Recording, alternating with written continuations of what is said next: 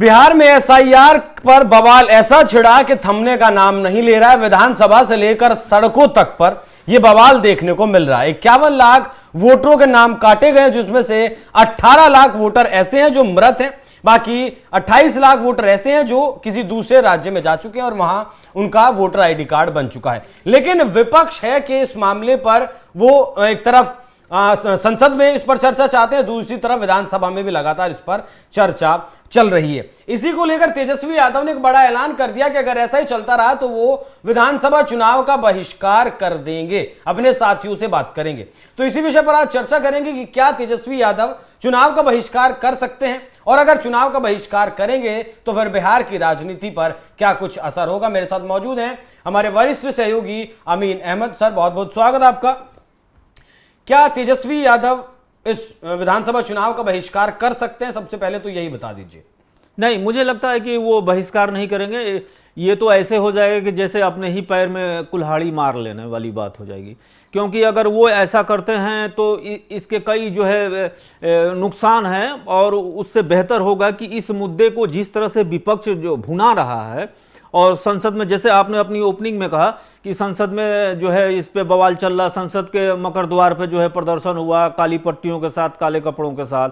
उसके बाद से एक तरह से मतलब कि चीज़ें देश को बताया जा रहा है। आज जो है राहुल गांधी ने कहा कि महाराष्ट्र और कर्नाटक को लेकर मेरे पास ऐसे सबूत हैं कि अगर मैं उसे बता दूं तो जो है चुनाव आयोग जो है नंगा हो जाएगा। मतलब उनका कहने का मतलब ये था कि राहुल गांधी को ये बताना चाहिए ना, हाईकोर्ट का जो फैसला आया इसमें महाराष्ट्र को लेकर, वहां क्यों नहीं राहुल गांधी ने वो दलील है, वो सबूत दिए?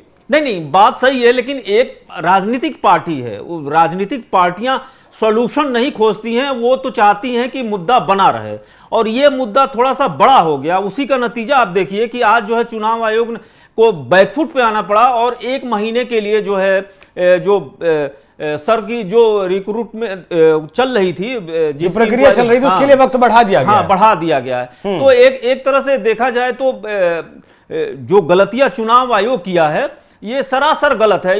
इसको एक परिप्रेक्ष्य में आप देखिए कि ये प्रक्रिया इतनी बड़ी है कि इसको जो है आप जो है चुनाव से 2 महीना पहले कैसे पूरा कर सकते?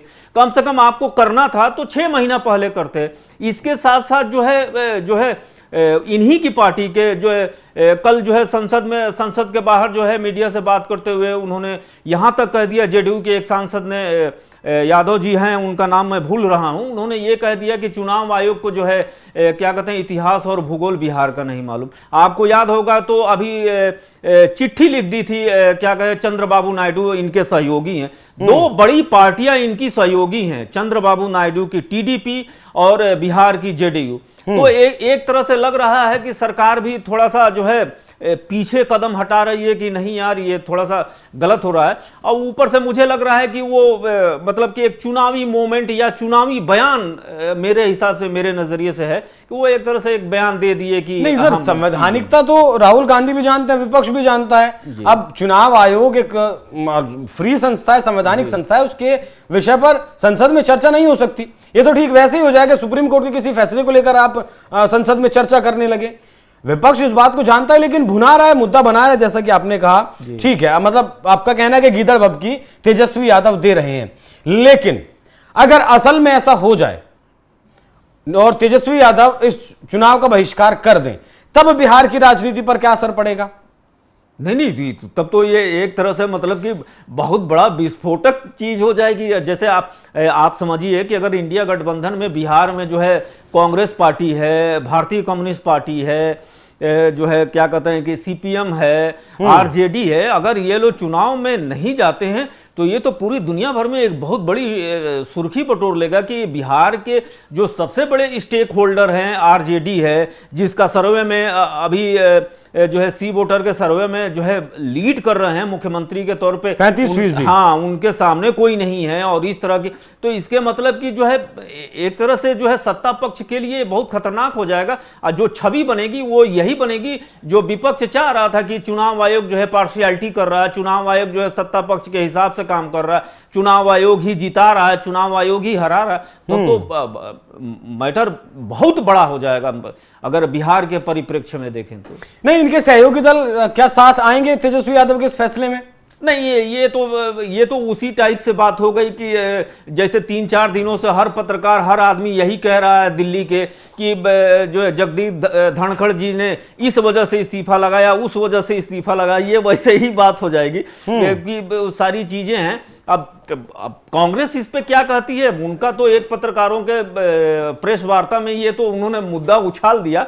ये मुझे लगता है कि ये बस वो पत्रकार के सवाल का जवाब ही था और कुछ मुझे नहीं लगता। लेकिन अगर वो इस बात पे सीरियस हैं तो अपने कदम और आगे बढ़ाएंगे, कांग्रेस पार्टी से बात करेंगे और भी जो इंडिया गठबंधन के सहयोगी हैं उनसे बात करेंगे, तो ये पता चलेगा कि क्या पोजीशन। नहीं सर, सूचना ऐसी है, खबर ऐसी है कि उनके जो सहयोगी दल हैं तेजस्वी यादव के, कांग्रेस हुआ, सीपीएम हुआ या और भी जो छोटे मोटे दल हैं, सबने इनकार कर दिया कि हम चुनाव का बहिष्कार नहीं करेंगे।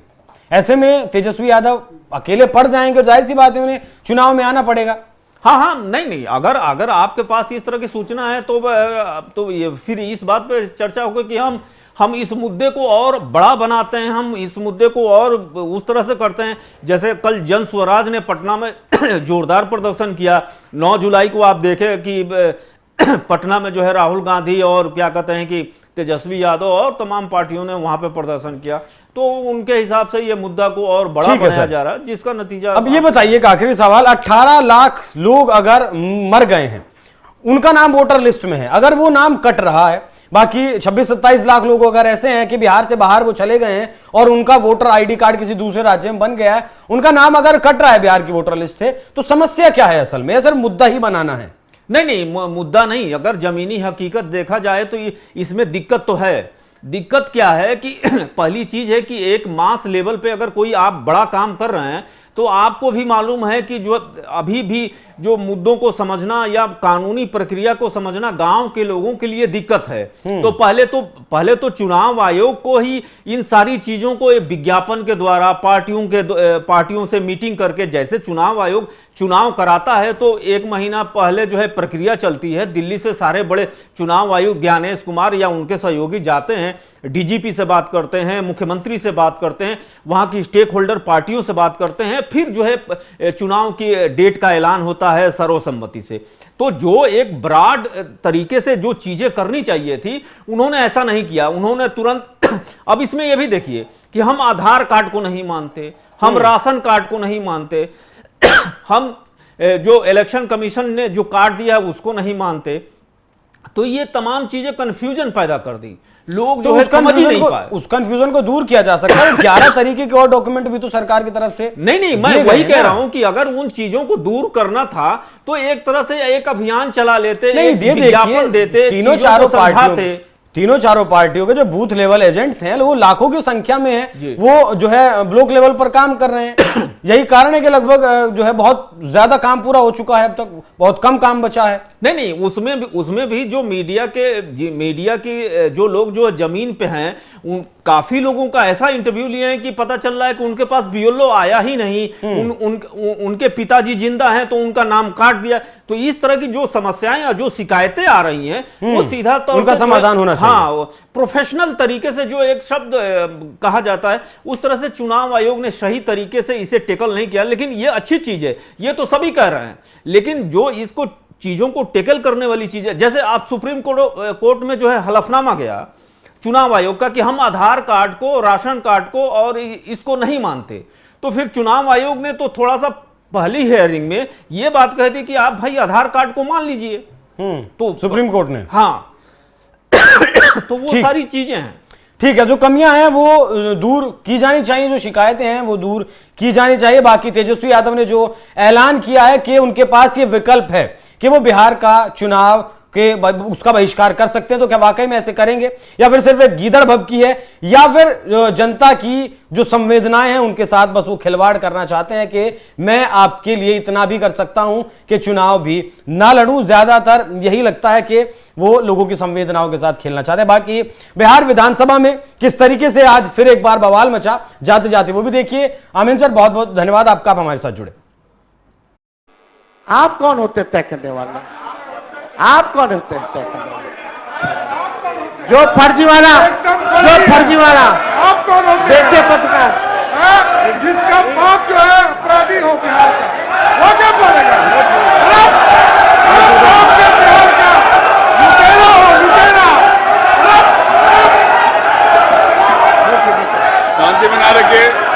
बनाए रखिए, बैठिए बैठिए, शांति बनाए रखिए, बैठिए बैठिए, शांति, अरे बैठिए ना, बैठिए, शांति बनाए रखिए। अरे बोला ना उन्होंने, बैठिए ना, अरे इन्होंने कहा ना जो कहना है, बैठिए। अरे इनकी मदद में आप क्यों आ रही, सक्षम है, बैठिए।